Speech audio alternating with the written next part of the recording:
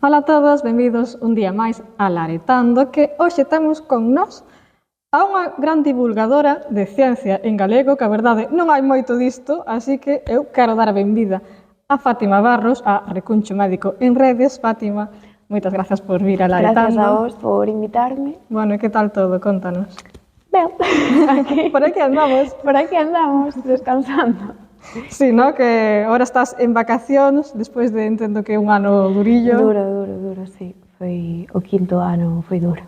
Foi duro. Despois falaremos diso, pero antes de nada, a min gostaríame que lle contaras, pois, a xente que nos está vendo, pois iso, que é a Fátima Barros, que é Recuncho Médico.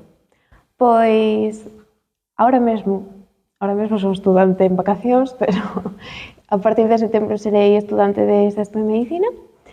E nada, a partir da pandemia empecé a facer, creei unha conta de Instagram dedicada á medicina. Ao principio o que facía era un pouco compartir o meu día a día de estudante, pero co tempo, a medida que pasaban os anos, fui animando a compartir, digamos, contido máis médico, máis científico, e vin que lle gustaba a xente, que lle interesaba, e nada, empecé a subir vídeos e xa está. Ata aí a Recuncho Médico. Xa está. Aí empezou todo. Eu seguíate na conta de unha nova paxariña. Ai, esa conta que non existe. Bueno, existe, pero xa non a uso. Acabeime dedicando solamente á de medicina e agora teño, digamos, a que máis da miña vida está privada. Solo me dedico públicamente á de medicina. É que eu acordome, de feito, pois eso, supoño que cando empezaches ou tal, que sí que mezclavas un pouco nesa conta, un pouco pois, da tua vida, máis de medicina e tal. Entón xa eches, vou crear unha sopa de medicina e esta me la quedo para mí. Exactamente. Que de todas formas tens moitísimos seguidores, non? Pero é que xa non a uso. Creíme outra que está como pechada e teño aí a pouquiña xente, como a miña vida, por un lado. E despois o traballo, por outro. Moi ben, faz ben. Mellor así. Gostaríame que nos contaras, porque ti empezaches a crear contido en redes e tal, pero os teus pais non estaban moi enterados hasta un día. Que pasou ese día? Contanos como se enteraron teus pais de que facías contido en redes. Foi gracioso ese día, sí. Fora cando me chamaron da Galega na gala esta do Apóstol, fora a gala do 25 de xullo, e meus pais non sabían o que facía. Entón, dixenlles, bueno, que me invitaron a esta gala, que teño que ir aí, e meus pais, pero, Anti, por que te invitaron? Aparte, eles pensaban que era como, pois, o que sei, de público ou así. Eu dixenlles, non, que teño que falar, tal. E meus pais, porque eu, mira, é que fago isto. Mira, as risas que houve naquela casa. En serio? Te lo prometo. As risas que houve ali, fui como, non podo creer, pero isto, porque ademais era moito de facer a gracia co dos influencers e tal, vale. e de repente fui como, é que non me podo creer.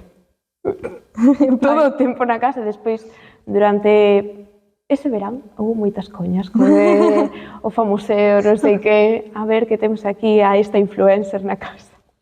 Que bueno, pero bueno, entendo que agora xa están aí a muerte apoiándote en todo. Sí, de feito vi como pai. Sí, xa vi. Aí, tiña que estar, podía verlo aquí, a ver o de público. Xa. El sí que viría de público, non como a ti. Sí. Bueno, pois iso. Tamén así, falando de haters e tal, non sei agora se tas moitos haters. A veces co da lingua xorda aí algún de por que non falas castelán, non Sí, sei despois que. tamén vamos falar diso, porque necesito facer un comunicado oficial deso. Pero sí que é verdade que unha vez comentaches nun programa que ao principio moitos dos teus haters eran precisamente xente da carreira. Correcto, sí. E siguen aí, o que pasa que calaron. Foi como que ao principio, cando empezaba, sí que facían bastante forza. Era pouca xente, é sempre o mesmo. É pouca xente, pero é que máis ruído fai. Porque claro, igual tes 5 comentarios vos, 5. Igual tes 10 vos e tes un malo no medio e ti sempre te fixas no malo.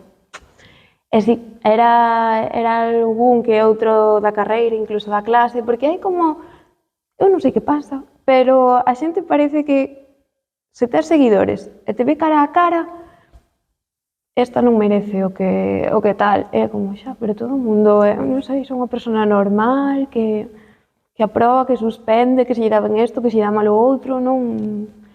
Pero bueno, co tempo, a medida que foron medrando os seguidores e tal, foron calando, foron enviando menos comentarios e, de feito, notei cambios despois de saudar e tal, pero eu... Xa, claro, decir, ahora que eres conocida, xa, Sí. Fátima, cariño, mira, que tal todo? Exactamente, pero ao principio era como que se cree esta ou que vai a facer esta. E claro, despois ves que sí, que o vas facendo empezan a calar. Pero bueno. Xa, Dios. Non sei se en medicina na carreira hai así como bastante competitividade entre... Hai de todo, pero é o mesmo de antes. A xente competitiva fai máis ruído que a xente que non o é. Porque despois paras a analizar e fixaste nas cousas e dis, pois sí que hai xente moi boa, pero a competitiva sempre é a que arma o escándalo, por decirlo de alguna Sí, entendo perfectamente do que falas. E agora que, bueno, estás en sexto xa, non sei se che pasa de que vas por aí e empezas a diagnosticar a xente de ti igual tes isto, ti... É que eu creo que hai dous tipos de estudiante, o que se diagnostica a si mesmo e o que vai diagnosticando a todo o mundo. Eu son da segunda, son cero hipocondríaca, porque a mí nunca me pasa nada, eu en mí nunca recoñezo nada, pero vexo as da miña casa, si, ti tes isto, ti tes lo outro, e a veces acerto. No, pero últimamente sí que, por exemplo, como os avós ou así, imos ao médico, e sí que me queren levar sempre, aínda que na casa non me fan caso. Pero despois o médico, No médico, como... sí. Sí. Que a miña neta estuda medicina. Sí, de feito, bueno, das últimas veces que estuveron no hospital, eu acordo do meu avó dicíndome, e dixéchelle xa? Eu, non lle vas a dicir ti tampouco. Que bueno. Oye, que están orgullosos, hai que dicilo aí, que se entere todo o mundo. Pero, bueno, tamén, me parece moi interesante, pois, de recuncho médico da túa conta, pois precisamente iso de a necesidade, porque sí que é verdade que en redes hai como moito contido cultural ou social, pero non hai tanto científico, e menos en galego. Exactamente. Entonces, pareceme moi guai que divulgas un pouco. Ademais, que creo que faz moi ben, moi sencillo, moi... Moitas gracias. De feito, eu os vídeos poñollos a meus pais, a meus avós, a miña irmán, entón se eles os entenden, digo, vale, está ben. Se me di, sí, pero non acabei de pillar isto ou outra, como, bueno, pois voulle dar unha volta máis, a ver se o simplifico un pouco máis. Ademais, sabes como vai que en TikTok e en Instagram os vídeos teñen que ser supercortos, porque como fagas moi longo, sí, exacto. Ao final é contido de consumo rápido, o que máis triunfa son bailes. De feito, hai xente que divulga, pero pon como frases mentras fai un baile de fondo, porque o algoritmo de TikTok como que o detecta e dalle moita máis difusión. Pero bueno, eu bailar non... Non chegamos aí nese paso. Non, a ese punto non chegamos aí. Eu falo rápido, explico rápido, pero de bailar non pasa aí. Entón estás aí o filtro de dicir, se meus pais ou miña familia ou amigos entenden que tamén o entenden, pois xa o podemos publicar. Sí. Pois que guai, oye, está moi ben, é unha maneira de dicir, bueno, porque claro, ti, claro, enténdelo porque entendes, pero para a xente do común, pois habrá cousas que son bastante difíciles de captar así. De feito, a veces é como, é que obviamente hai que facer con rigor científico, pero a veces telo que decir sinxelo. Entonces, e ademais, hai como unha parte moi grande dos meus seguidores que son médicos. Moi grande. De feito, do hospital e así. E están como... Xa, buscando aí... De feito, há unha cousiña desto de que recibo algunha mensaxe privada de isto, eu, sí, mira, neste artigo pon isto, así que está ben. El, vale, perdona. Perdona, está todo aquí bien documentado, que non quede no... Pero eu, antes de entrar un pouco máis na parte, pois isto, de recuncho médico, de medicina e tal, sí que me gustaría coñecerte un pouco máis a ti, quen é Fátima máis alá de recuncho médico.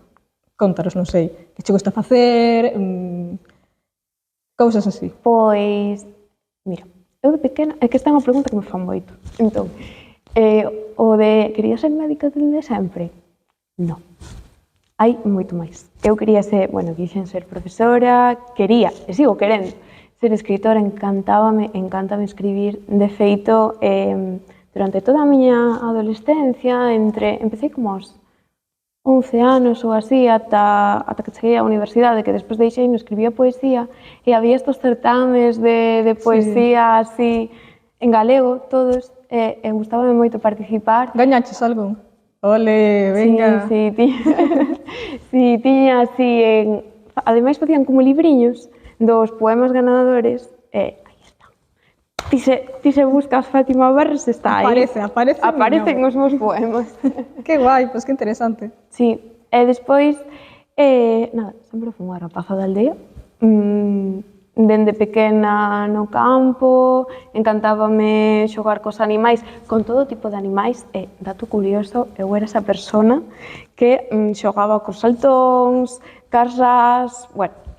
Si, hai dous tipos de persoas, ou de nenos, os que xogaban e os que marchábamos en plan correndo, en plan non me toques, non me... Sí.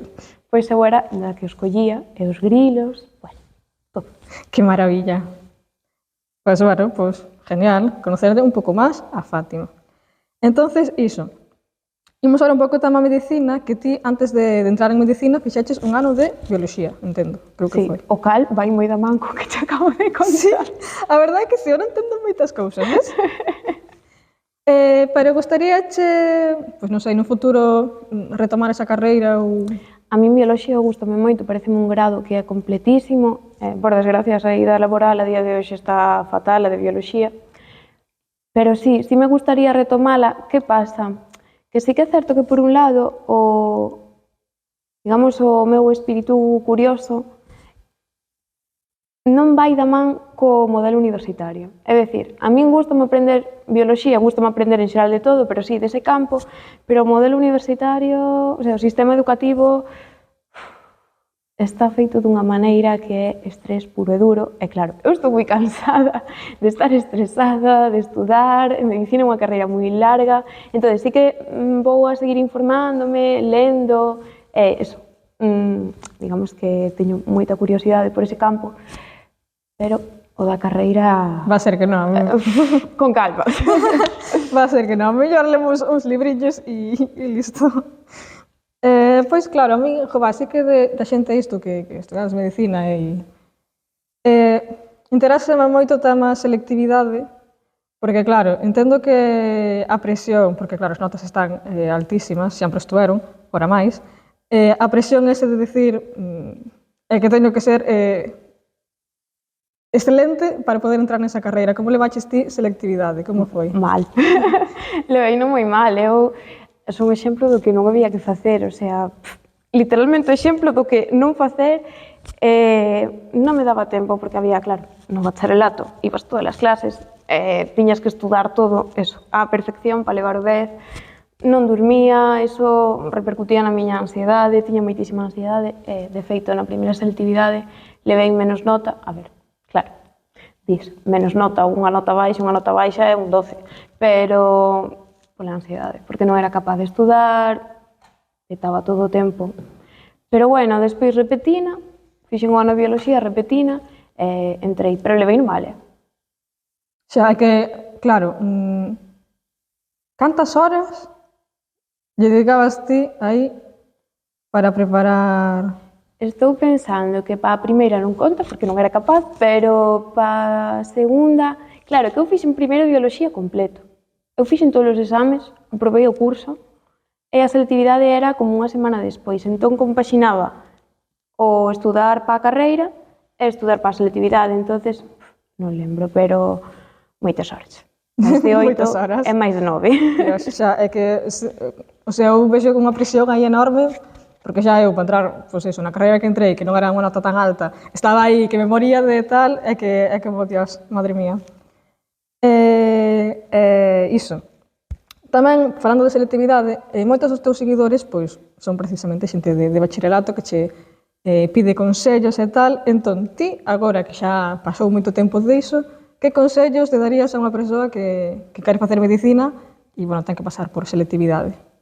Pois mira, esta pregunta xusto me fixeron uns rapaces do bacharelato hai uns meses, porque unha cousa que fago era institutos e dar charlas. Realmente as charlas son de divulgación científica, pero claro, típico, turno de preguntas, nenos de segundo bacharelato, claro. pregúntanse pola selectividade, e e lembro que lles dixera que sí, que estudaran un montón, pero que que non fora solo a súa única opción. Claro, eso é moi fácil decirlo dende que estás dentro, entón eu con esa opción xa la contemplaba.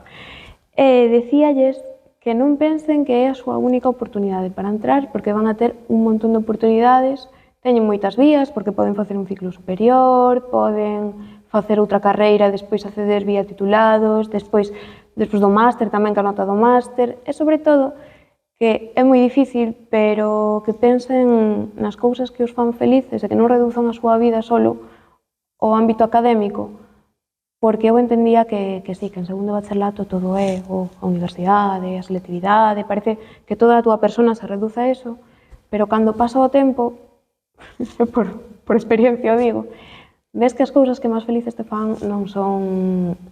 Que sí, que realizarse está moi ben, pero ti podes te realizar en moitos ámbitos e ao final estar cos amigos, ca xente que queres, estar en paz, o sea, estar calmado, tranquilo, é o que máis felicidade che dá. Entonces, darte conta de que toda a túa persona non se reduce a eso e ter como moitas outras cousas que nutren esa persona que eres, fai que se falla ese ámbito académico, pois a túa autoestima siga aí. Digamos que a túa validación non se pode reducir ás túas notas. Dios, ese consello é super importante dicir, por favor, se hai xente de bachiller vindo isto, non se acaba o mundo, non pasa nada se non entras na carreira que queres, de verdad, hai moitas opcións, a vida é moi larga, de que parezca que non, e, de verdad, non vos rallides, que non pasa nada. Bueno, de feito, un dos últimos, falando así tema de estudo, un dos teus últimos vídeos de TikTok é precisamente que hai meses, pois eso, meses da carreira que tes, ás veces estudias ata 12 horas. Dios mío, como faz para non petar? Porque, Ao principio petaba, porque era imposible, igual un día estudiaba 12 e o siguiente non estudiaba nada, sabes? Era como, estudo 12, vale, chego ao examen aquí, estou hasta aquí, e igual o seguinte non fago nada ou paso 2 días sin facer absolutamente nada porque non son capaz e porque me poño diante dun libro e o meu nivel de estrés fai que a cabeza me explote, que me mare a ansiedade. Chegou un punto que a somatizo, como decimos en medicina, non? Que ao final é dor de estómago, dor de cabeza, mareos, así que mal, gestiono un pouco mal, pero bueno, cos anos fono mellorando e a día de hoxe, eso, intento como pensar, bueno, é unha etapa, é unha semana, son 2 semanas. Claro, o período de estudar hasta 12 horas igual é a semana antes dun examen, despois a semana antes doutro, pero igual durou eso 3 semanas. Nin 4, o sea, 3 semanas. xa, é que senón é inviable. Exacto. O sea... E hai días que son 5 e ao seguinte igual son 13, pero ao seguinte volven a ser 4, quero decir, é moi variable. Como faz para xestionar? Decir, o sea, faste aí como un calendario mental, decir, este día vou estudiar tantas horas, este día... Sí. Teño na xenda que o ano pasado fixen eu. Tiña como un planning mensual, no planning mensual facía, pois tales semanas teño que estudar 11 horas, senón non chego. Entón poñía no de cada día os temas e arriba tiña como un apartado que poñía as horas de estudo, non? Pois hoxe estudei 10 horas, vale, pois mañá teño que estudar 12, porque senón xa non me dan as 11. Se hoxe estudo 12, pois mañán igual podo estudar 10, máis ou menos. Entendo que en carreiras dese tipo, bueno, en todo en xeral, pero a organización é primordial. Sí. O que pasa que a organización tampouco salva todo, porque o plan de estudos é, bueno, Xa. Entendo. Bueno, destes 5 anos de carreira que levas, que foi así o que máis che gustou e o que menos? O que máis, as prácticas clínicas, porque ao final estar en contacto cos pacientes a veces non é agradable, pero outras veces é o mellor, porque tes pacientes tamén de todo tipo. De feito, este ano pasado tive en prácticas en atención primaria e tive pacientes que... Lembro unha señora, isto contei en TikTok, lembro unha señora que, como eu estaba calada porque estaba aprendendo e a médica estaba explicando, colle, dime, tú non sabes mucho, non? Porque estás aí callada, e eu... señora? E claro, dilla médica, é alumna en prácticas, está aprendendo. Bueno, hai de todo. Pero, polo xeral, son maravillosos, son moi majos, nada, déixense exploralos, os pobres a veces que están con dolor, e déixense que exploren dúas persoas, a médica e ti, son maravillosos. Entón, dis, bueno, pois por isto vale a pena. E incluso a veces, cando non te tratan ben en prácticas, porque non todo o mundo ten espírito docente, hai moita xente que non quere enseñar, que quere acabar o turno, e xa está, ves o que están facendo e dis, bueno, hoxe non me deixan participar, pero eu quero estar aí. Entonces vas motivado para casa, para tirar, bueno, en prácticas non, pero 6 horas pola tarde. E o que menos? O que menos, o plan de estudos, é horrible. Estudar moitísimo, chegar ao exame que non se pregunten nada do que dan en clase ou te pregunten unha porcentaxe ínfima, igual. En serio? Sí, o sea, igual che dan, imagina, son cousas e nomes que non biches nunca, porque claro, a medicina é inabarcable. E as especialidades, por moito que penses que sabes moitísimo a pediatría, é inabarcable. E pódense poñer cousas que non oíches na túa vida. E a veces os exames, as preguntas, non te expoñen os profesores que che dan a clase. E bueno, iso é frustrante. Jova, pois que rabia. Pero cos pacientes, Bueno, pois menos mal. E así de todo que, bueno, levas estudando a tal, que foi o dato ou así o que estudaches que máis te impactou? o retraso diagnóstico nas mulleres. Sí? E de feito non o estudei sequera. Ah, bueno. Non, lino nun ensaio que hasta creo que é de... Bueno, dunha autora británica, non sei se é Eleanor Cleghorn, chamase, nada, a medicina nas mulleres, lin que o retraso diagnóstico nunha muller era de ata 6 anos, porque moitísimas patoloxías que teñen unha base biolóxica e non mental, asocianse á ansiedade, á depresión, hai un Ostras. sesgo de xénero increíble. En cambio, cando vai un home a consulta, digamos que se tarda moitísimo menos en pedirlle unha proba tipo unha eco, unha radiografía, porque non se asocia tanto á patoloxía mental. Que forte, estou flipando. Vamos, que en medicina hai moito machismo e moito sesgo de xénero. Ostras, flipo. Tamén me gustaría saber un pouco, claro, eso, estás en medicina, ¿no? Como fas para compaxinar tema redes, porque sei que subes moitísimo contido, por exemplo, claro, que eu vexo as infografías que subes, tal, que entendo que eso leva o seu traballo, porque están super curradas, e digo, como fai esta chavala para un pouco compaxinar as dúas cousas? Sí, a verdade é que nas épocas de exames o meu contido reduces a historias, porque non son capaz de facer infografías, porque ao final estou tantas horas estudando, é imposible. E cando non, como me gusta tanto, é como, collo como se lle estuvera contando a un amigo meu un dato, ou sí, explicando algo, entón, nos descansos, non en todos claramente, porque a veces non me dá a cabeza, pero nos descansos, aproveito os descansos para facer contido. Ou senón, cando estou estudando algo que aprendo, digo, isto... Sempre pasa que cando estás estudando ocurrenseche 1000 ideas e despois estás no verán, estás así. Como, pois non se me ocurre nada. Pero... Suele pasar. Pero, por exemplo, é que, claro, eu digo, non sei canto tempo che leva a facer unha infografía, porque, están, de verdade, a xente que non ve as infografías que ten Fátima no Instagram, que as vai a ver, porque é que están super chulas, a mí, de verdade, encantanme. Pois as infografías, por exemplo, levan máis que os vídeos.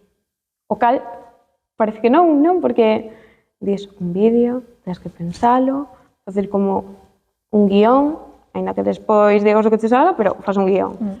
Gravalo, editalo, poñes a música, non sei que, pero non, o sea, igual un vídeo me leva 1 hora e media, un vídeo de algúns menos. Se son rápidos, 1 hora, se non, hasta 2 horas, depende.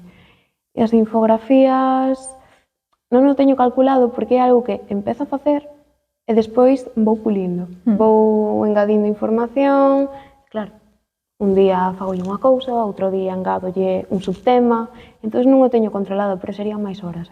Igual 4 horas, se xuntas todo o tempo, sí, Que é moitísimo tempo, madre mía. E bueno, imos xa parte galego. Por favor, comunicado aquí oficial, todo o mundo que este vendo isto, deixade de dicirlle a Fátima, deixade de poñerlle a Fátima comentarios tipo de é porque falas en galego, é porque faz contido en galego, é porque non o faz en castelán. Por favor, parade xa, es que, de verdade, eu creo que en todos os vídeos que vin teus hai polo menos un comentario dese tipo, en todos. É como, que cansino, Uf. É moi recurrente, moito. E cada vez menos, hei de dicir, parece que non, porque cada vez hai máis seguidores, entonces debería haber máis, pero non hai menos, porque a xente que chega, é xente que xa sabe de que vai a comunidade, entonces é máis respetuosa. Pero é que, por favor, xente dai, o sea, de calquera punto de España, como entenderme perfectamente. Se hai xente de Chile, outro día escribeume un rapaz de Chile poñéndome que non sabía o que falaba, sabía que se lle parecía ao portugués, pero non sabía que era, e que me entendía perfectamente. Entón expliqueille, non? De feito, outro día subí unha historia na que aparecían as estadísticas de Instagram e hai xente de Chile, de México, de Perú, hai xente de un montón de sitios de América Latina e de Sudamérica. Enténdeme perfectamente, non me vai entender o que está aí lindando con Asturias, sabes? É que de verdade, a min, é que me dá moitísima rabia, ademais, comentarios de, non sei, de por que non o faz en castelán? É que, pois porque non me dá a gana, o sea. Exactamente. E iso, tamén, nunha charla que diches, falaches ou criticaches un pouco a falta de clases en galego que hai en medicina. Sí, que daquela, cando eu mirei os datos, era un 3%, pero eu creo que a día de hoxe ainda menos, así que imagínate. Sí, a xente non fala galego, os profesionais que igual os ves en consulta e sí falan galego, ou pola rúa e sí falan galego, pero chegan a clase e falan castelán. Podo entendelo en primeiro, en segundo xa non moito, pero bueno, en primeiro de carreira. Pero en quinto de carreira todo o mundo entende galego. En cuarto e en terceiro, porque senón non seguirían aquí. Se non deran pé con bola, non seguían. Entón, pois non ten moito sentido. Pero bueno, aí estamos. Hai a Asociación de Normalización Lingüística na Facultade de Medicina e de feito conseguiron que os exames houbera a versión en galego, porque non sequera había eso. Pero creo que é algo que pasa en moitas carreiras das universidades galegas, que a presenza do galego é ínfima en moitísimas delas. É iso, que xa non só nas clases, senón que nese cara che deixan facer os exames en galego, que é como, non sei, estamos en Galicia, así é todo, non che estou pedindo que en Madrid me deixes facer un exame en galego, pero en Galicia, e pareceme super forte. Sí. E, bueno, deixo iso aí, para reflexionar, porque é para reflexionar. Ademais, tamén, iso, xa falaches antes tema plan de estudos, eres bastante crítica ca USC nese tema, e de feito te has falado algunhas veces que se ti volveras a facer, o sea, a escoller medicina, faríalo noutra universidade. Sí, porque primeiro e segundo, bueno, pero é que a partir de terceiro o plan de estudos é un auténtico despropósito. As materias, os créditos están por estar, son de adorno, porque ti tes materias de 3 e 4 créditos. Para que te fagas unha idea, que tes clase todos os días, a veces 2 horas por día, e xa non son as clases, o temario ronda as 600, 700 folios, materias de 4 créditos, e dis, para que pos os 4 créditos? Madre mía. Para que teña, en vez de 5 ou 10 materias? Porque eso pasa, claro. Ti tes un montón de materias ou ter menos créditos. E son todas da mesma extensión, é como, non podo. Entón, o que foi moita xente é, mira, matricúlome de menos asignaturas. Eso está mal para a beca. Moita xente que pasa moi mal polo tema beca, porque son asignaturas enormes e non das chegado ao mínimo de créditos. Xa, claro, é verdade, tema beca. E iso, ti, falando así tema galego e idiomas e demais, ti estudaste o primeiro ano en Cataluña, en Lleida. E claro, aí, a diferencia de aquí, pois as clases eran todas en catalán, os exames eran en catalán, e a xente, pois, entendía igual porque basicamente non lle quedaba outra. E de feito, ti así un día comentando e tal, sí que dixeches Que, bueno, ti non tomares ese moitísimo problema porque precisamente o feito de ser galego falante te axudaron moitísimo pois, a entender o catalán e a seguir as clases, vaya. Sí, é que o galego ten moitas raíces en común. A ver, eu non son lingüista, como di unha amiga miña, son lingüeteira lingüista. Sí, o sea, ten como moitas raíces en común co catalán. Eu penso que é un tema de proximidade co latín, porque imagino que o castelán está como máis distanciado e o catalán e o galego están máis próximos. Hai como moitas raíces en común tamén co francés, entón, de feito, se te fixes, o francés tamén ten moitas raíces comuns co galego, que non se parecen ás do castelán, pero si ás do galego. E pasaba o mesmo co catalán. Así que eu tiña moitísima máis facilidade que outros que só falaban castelán. De feito, te aprendeches un pouco de catalán, Sí, non? sí, pero unha miqueta, nada máis. Bueno, iso, vou cambiar un pouco de tercio e vamos falar ahora de especialidades de medicina. Que, bueno, vindo o Twitch de Alobeira Today, que foches vai uns meses, aí falaches tema estereotipos arredor de medicina e das súas especialidades. Entonces, coméntanos aquí, queremos rexouvas arredor de que estereotipos hai arredor de medicina e das súas especialidades. Bueno, aquí hai de todo, De todo. De feito, hai como... Co tema das eleccións tamén saíra como un estudo que poñía que especialidades eran de dereitas e que especialidades eran de esquerdas. Pero eu creo que ese estudo era mentira. O sea, eu creo que eso era de coña porque, claro, polo estereotipo. Porque, por exemplo, tiñas especialidades tipo plástica, derma, bueno, todas as de consulta privada que gaña moito diñeiro, non asociábanos, pois, PP e tal. Especialidades como psiquiatría, medicina de familia, asociábanos moito á esquerda.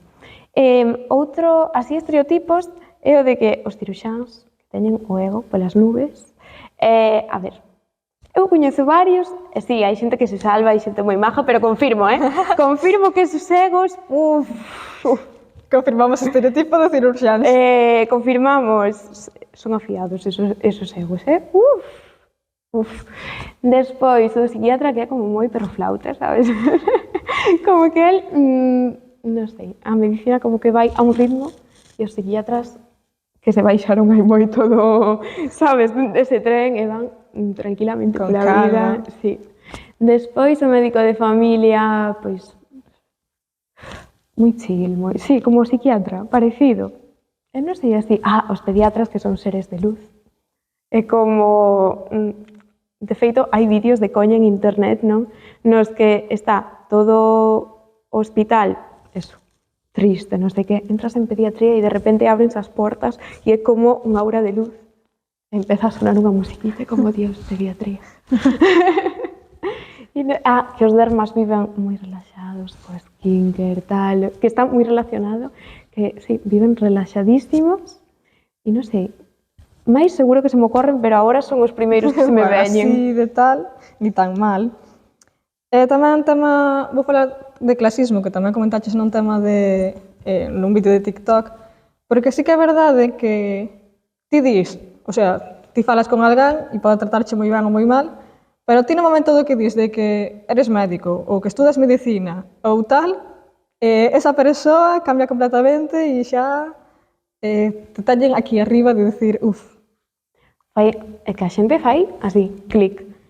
Eu, no que máis o notei, foi no propio hospital, cando vas a, bueno, que tens que falar con algunha médica ou algún médico, e vas a onde a secretaría, ali, bueno, non sei como se chaman, as administrativas que están na recepción, e preguntas onde está o tal doutor, e tratante fatal, pero fatal. No momento, no que dis, non, perdona, que veño a falar con el porque son estudante ou por outro tema, sí, claro, está aquí, pasa, claro que... É como, e se fora un paciente?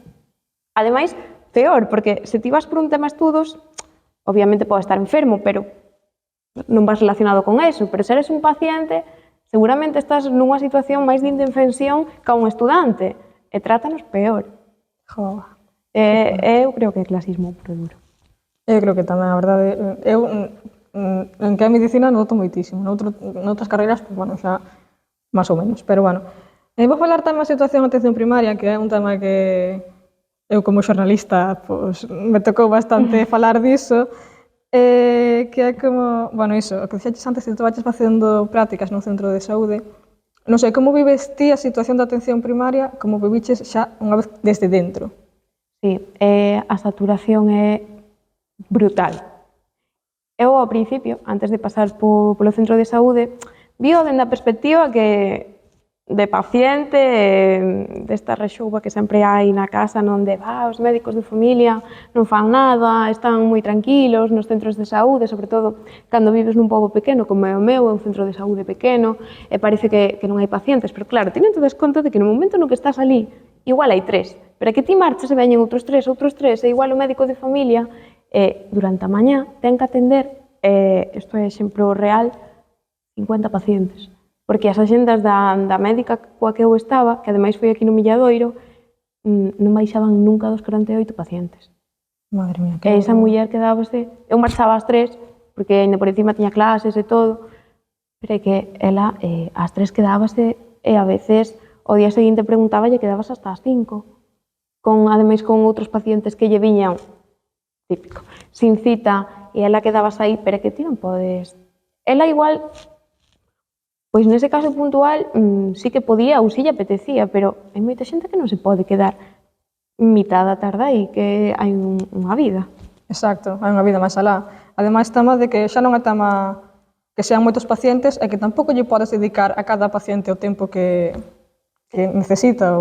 Esa é outra, que a media de que tes por paciente son 8 a 10 minutos. 8 a 10 minutos non faz nada, dixe, hola, bons días, que tal? Que tal está? Que tal a familia? Veña, chao. Exacto.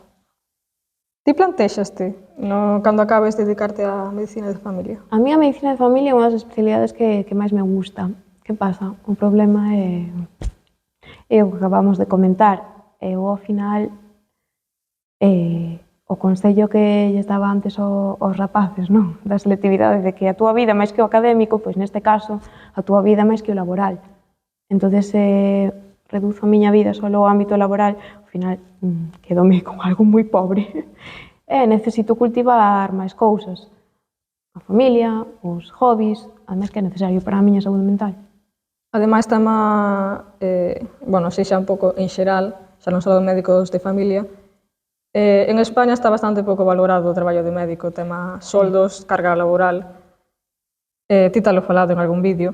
Sí, de feito é algo do que non somos conscientes cando nos metemos na carreira, pero claro, a medida que vas avanzando, pois vas vendo todo o que hai.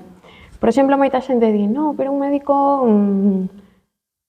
gana moito diñeiro ou tal, e dis, en total, é certo que o soldo pode estar mellor, pode estar peor, tamén depende un pouco de se só traballas na pública, se faz horas na privada, bueno. Pero que pasa? Que ese é o soldo total, pero o número de horas que estás traballando é moito maior o de outra persoa, porque claro, ti tes os teus turnos de 8 horas, pero ademais tes gardas de 24. Entonces, o que estás cobrando realmente son horas extras. Porque a xente di, no, pero cando falades do soldo base non incluídes as gardas. Claro, porque son horas extras. Porque o soldo base é o que a mí me pagan por facer todos os días 8 horas. Bueno, de luz a venres e tal. Pero é que despois as de 24 fago as de máis a máis. Da mesma maneira que noutros traballos as horas extras tamén se deberían pagar. Ti plantexaste en algún momento de, cando acabaras, marchar fora de España? Plantexeimo, o que pasa que a día de hoxe non é unha opción que contemple así real. Digamos que é algo que anda por aí. Sí, rolando. Sí. Pero non... É iso, tamén das prácticas, ti ata agora de que especialidades fixaches prácticas? Fixen en cirurxía cardíaca, en hematoloxía, pediatría, medicina de familia, sei que me está faltando unha, cirurxía xeral. Que pasa? Cirurxía xeral, como se non fixera, porque non me fixeron caso ningún. Eu non tiña prácticas en pediatría, pero petei aos pediatras e dixenlle, mira. En serio? Te prometo, dixenlle, mira, pásame isto. non me deixan entrar a quirófano, dinme que están ata arriba, fálanme super mal, non me queren atender e eu quero ter prácticas. Tedes sitio para mí? O pediatra, claro, pasa, non sei que. Ostras, menos mal. É que, claro, precisamente quereche falar diso, de tema... Porque sí que a verdade que...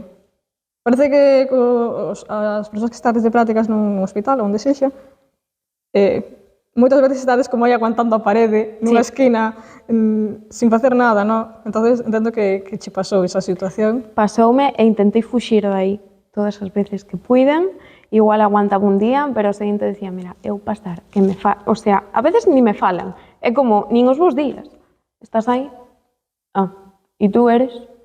Así. Entón, o que intentaba era, vale, ese día aguanto, pero o seguinte ou cambio de médico ou incluso de servizo. Que nas prácticas hai que botar moitísimo morro a situación. Se lle botas morro, podes aprender, pero como non lle botes morro e se toque unha mala rotación, ademais de non aprender, replanteaste as túas decisións dentro do día no que naces. Xa, é que, Sí. madre mía. Iso, tamén falando de tal, fai pouco dixaches en Instagram que, pois iso, que che gustaría facer unha cirurxía e pedías aí un pouco, por favor, venga, deixademe facer unha cirurxía, non sei que. É que eu, é verdade, temos estereotipos que os cirurxáns poden ter o ego aí arriba, pero é que, Dios, para min é unha das especialidades ou dos traballos, por así decirlo, máis chungos. Porque, ao final, claro, fálase moito de forenses, pero que forenses, pois ao final a persoa está morta e un pouco mal lle podes facer, pero nun cirurxán, Dios. Eu estive en quirófano de cirurxía cardíaca, tamén estive en quirófano de cirurxía torácica cun cirurxán daqui da Coruña que é Diego González, non sei se sabes. Bueno, con do Da Vinci, o robot este que opera, sabes? Sí. Que o estás manexando como a control remoto, que parece que estás xogando aí a vin, Play. vin. Pois, diso. E é como que disocias, a mí pásame como que disocio totalmente.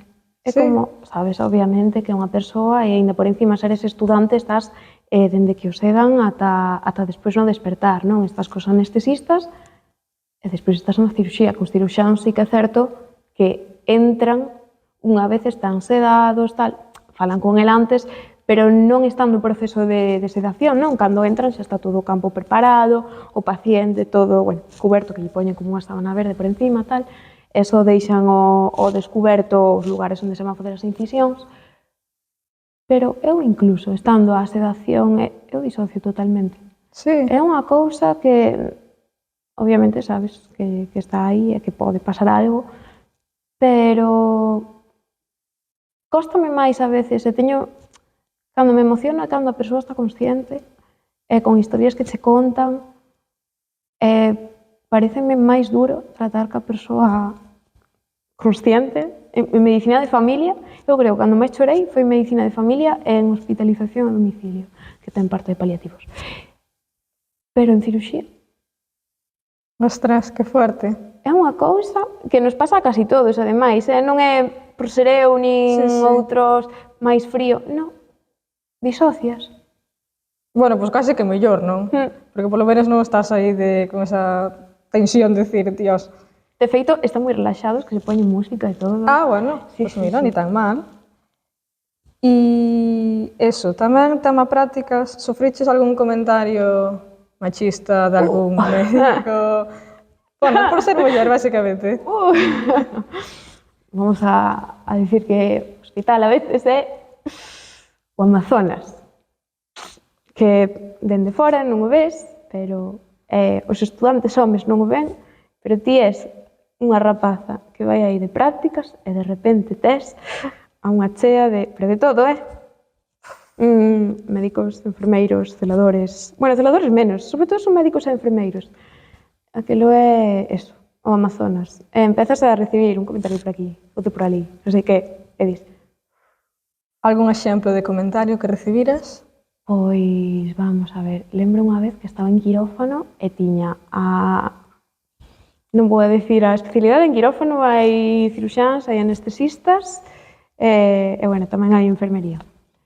foi médico, ou cirurxán ou anestesista. E lembro que estaba todo o tempo como acercándose moito a min. Era moi invasivo. Estaba como, e así, eu, é que non podo máis, o sea, non podo máis. Acabei dicindo que me estaba mareando, mira que eu non me mareei nunha cirurxía na miña vida, pero dixen, mira que me estou mareando, que me teño que ir, porque me estaba sentindo mal, pois estaba todo o rato, e toca, eu, é que non podo máis. E cando lle dixen que me iba, incluso cando me iba, bueno, espero que te pongas bien, non sei que, si tal ya me dices, eu, se vou decir de que, déixame en paz, déixame en paz. Non o volvín a ver, e menos mal. Bueno, Dios, é que, paso fatal, cada todo. E despois, sabes que me pasa? Que como teño as redes, neste caso de medicina públicas, e me sigue moita xente do hospital, igual roto por un sitio, e cando se me acaba a rotación, recibo unha mensaxe dun médico, dun enfermeiro, cando quedamos a tomarnos unha caña, cando quedamos a tomarnos un café, como que non quero quedar contigo a tomar un café, señor, que me levas 30 anos. E pasa. Uf. E non só me pasa a mí, tamén lle pasou a outros compañeros. O que pasa que no tema de ter as redes públicas é máis fácil que te localicen. Xa, sí. Noutros casos é máis en persoa. Buf, madre mía. Vou falar ahora xa para acabar tema saúde mental, porque ti, pois, nas túas redes tamén tratas este tema. E, de feito, no Twitch de Alobeira, daches un dato moi alarmante alrededor dos estudantes de medicina, é que un 45% pois, deles ten depresión, sobre un 10% recoñece que tivo pois, pensamentos suicidas ao longo da carreira. É que estes datos son super alarmantes, madre mía. Sí, de feito eu creo que ese porcentaxe está infraestimado, porque hai moita xente que non ten unha depresión diagnosticada. Todos esos datos están recollidos en base a xente que está medicada. Sí, é moi alarmante, obviamente hai moita xente que non recoñece que tivo pensamentos suicidas, aínda que sí que estivera, así que realmente é máis do 10%. Entendo, sobre todo, de cara a docentes que, bueno, de docentes teñen pouco, que che din que non vas a ser capaz, que eres un inútil, que por non saber o que a él lle levou 40 anos a aprender e 20 laborais, eso, que eres un inútil, que non vas a servir para nada, que fas aí, comentarios de todo tipo. E ao final, claro, ti estudas, pasas eso, ata 12 horas estudando, chegas a un exame, ves que as preguntas do que deron en clase igual che chegan para o 4,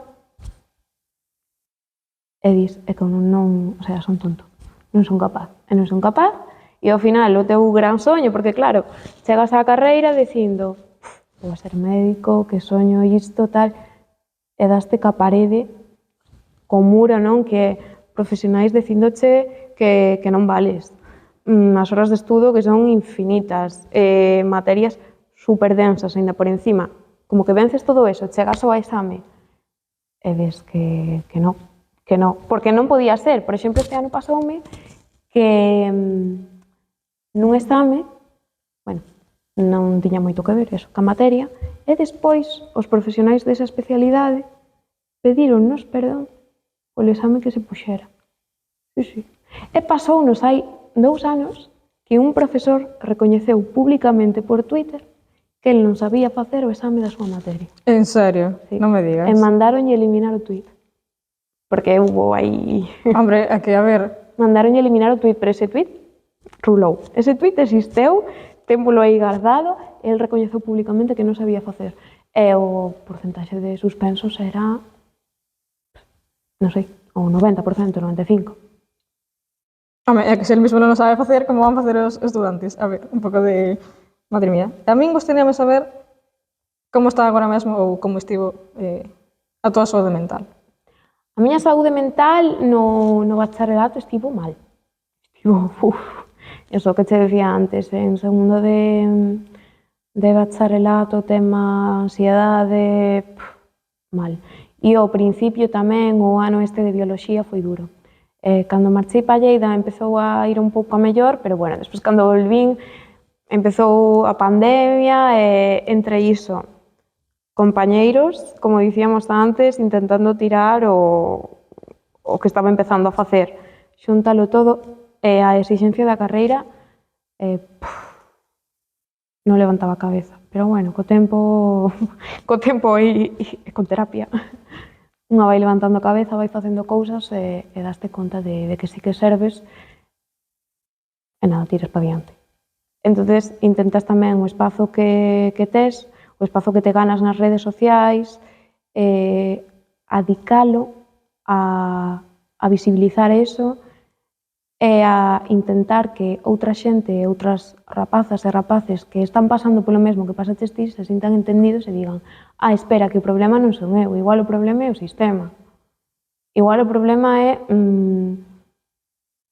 neste caso, a USF, que ten un plan de estudos que non se pode. Ou si se pode, pero pode pouca xente. Igual non son parva.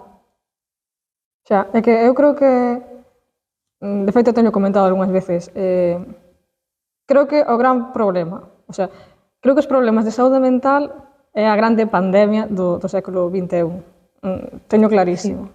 Sí. E, de feito, no ámbito médico hai como dúas vertentes, hai unha que sí, que está moi a favor de coidar a saúde mental, pero hai outra, digamos, estas vellas glorias que están como, non te queixes tanto, eu facía gardas de non sei cantas horas e non me queixaba, eu estive tanto tempo sin cobrar, mentira, e non me queixaba tanto, o que tedes é moita tontería. E despois igual están na consulta que parece que están postos polo Concello, que o da exploración ao paciente leva un pouquiño mal. Pero bueno. E, bueno, vou ir xa á parte final de todas deste podcast que nós, vouche comentar un pouco. Nós, ao final de cada podcast, facemoslle 5 preguntas a todos os creadores de contido que pasan por Laretando, entonces, vouche facer, son sempre as mismas, as que che tocan a ti. Entón, vou con elas, que a primeira de todas é contanos algo, dinos algo que os teus seguidores non saiban de ti. É que non sei se o contei algunha vez. Eu espero que non o contara no Twitch da Lobeira, porque entón xa o sabe. Pero unha cousa que fixen unha vez foi cando era pequena, había unha rá que atopei na piscina, isto é dato random, vale? Unha rá que había na piscina e eu dicía que estaba enferma e que había que curar porque tiven a miña etapa de que eu quería ser veterinaria e dixen, non sei como curar esta rá, claro, a rá estaba quieta porque a pobre tiña medo, sabes? E dixen, non, seguro que lle doe a barriga, ten que tomar manzanilla. E collín as flores de manzanilla e como a rá non tragaba as flores, collín un pau e dixen, hai que operar. Ai, Dios. E abrín a rá rellenei de flores de manzanilla e despois botei na auga e a rá facía. Pois claro, eu decía, está curada? Sorpresa, non, estaba agonizando. Pero bueno, esos foron os inicios do recuncho médico. Aí empezou todo. Madre mía, que bueno. Bueno, o seguinte é o teu creador de contido favorito. O meu creador favorito.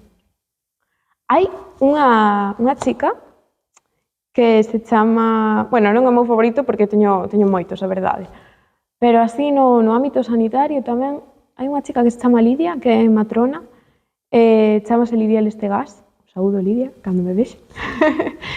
E creo que fai un contido importantísimo. Bueno, fai un montón de normalización de temas de saúde sexual.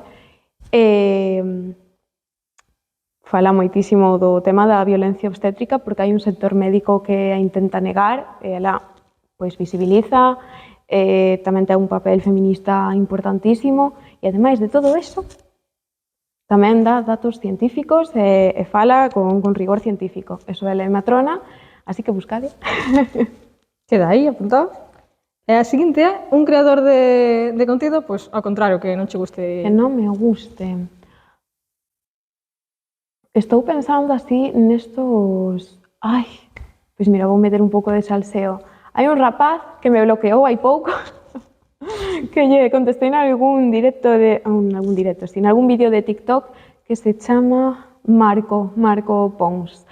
É un chico que estuda medicina e que ten uns mensaxes bastante gordófobas, bueno, El di que o físico é importantísimo e que todo mundo que ten sobrepeso, parece mentira que estude medicina, todo mundo que ten sobrepeso é porque non se esforza, sabes? Como se non houvese un montón de factores socioeconómicos e metabólicos, bueno, de saúde mental, non.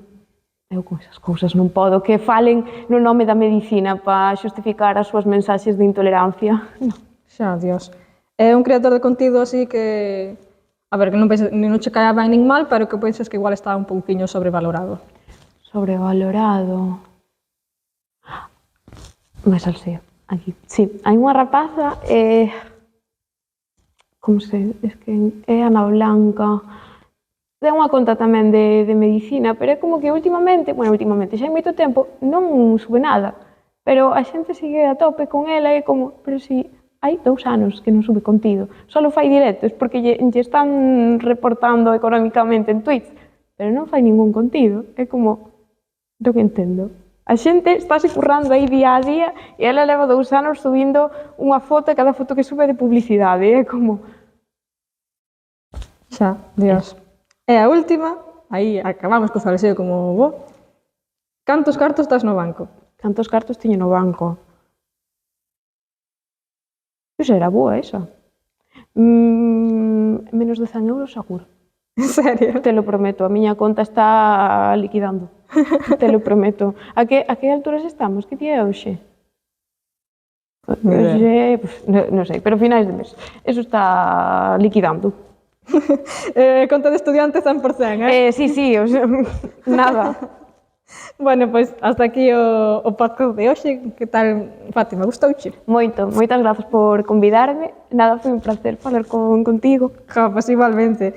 Espero que a vos tamén vos gustar este podcast así máis científico, que tamén hai que darlle un pouco máis por aí.